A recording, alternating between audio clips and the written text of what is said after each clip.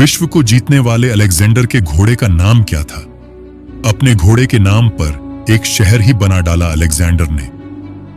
Alexander कौन नहीं जानता, अत्यंत कम उम्र में ही विश्व के अधिकांश देशों में अपनी विजय ध्वज फहराने वाले महान विजेता।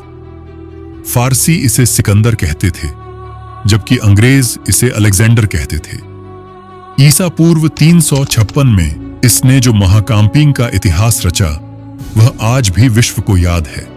इसकी युद्ध कला और विश्व को जीतकर सम्राट बनने की महत्वाकांक्षा ने कई राजाओं को प्रेरित किया है। इतिहास में देखे गए महायोद्धाओं में अलेक्जेंडर भी अग्रणी है। आज के ग्रीस से लेकर भारत के उत्तर पश्चिम तक इसने अपना साम्राज्य स्थापित किया। इसने फारसी साम्राज्य के राजा तीसरे डेरियस को हराया। अलेक्जेंडर को आज भी इतिहास का महान सामर्थ्यवान राजा योद्धा माना जाता है। अपने पराक्रम से ही नाम कमाने वाला सिकंदर पूरे विश्व में जीतने की इच्छा के साथ अपने घोड़े पर सवार होकर निकल पड़ा।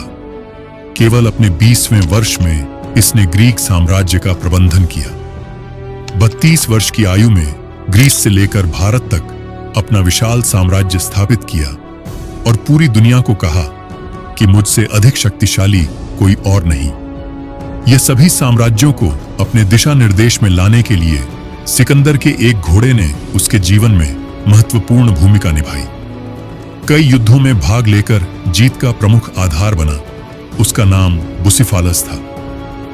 विश्व सम्राट अलेक्जेंडर को उस घोड़े से कितनी प्रेम था, यह इस बात से समझा जा सकता है कि झीलम नदी के किनारे उसने अपने प्रिय घोड़े के नाम पर एक शहर भी स्थापित किया।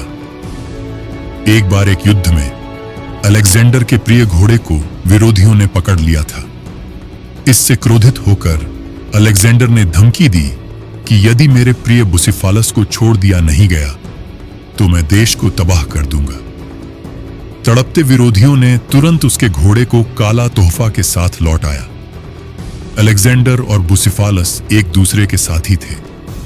अंत में बुसिफालस, जो अलेक्जेंडर का सबसे प्रिय घोड़ा था, मर जाता है। इस घोड़े को उस समय की सबसे प्रसिद्ध नस्ल के घोड़ों में से एक कहा जाता है। अलेक्जेंडर की कई युद्ध विजयों के लिए यह घोड़ा साक्षी रहा और उसने अपनी महत्वपूर्ण भूमिका निभाई।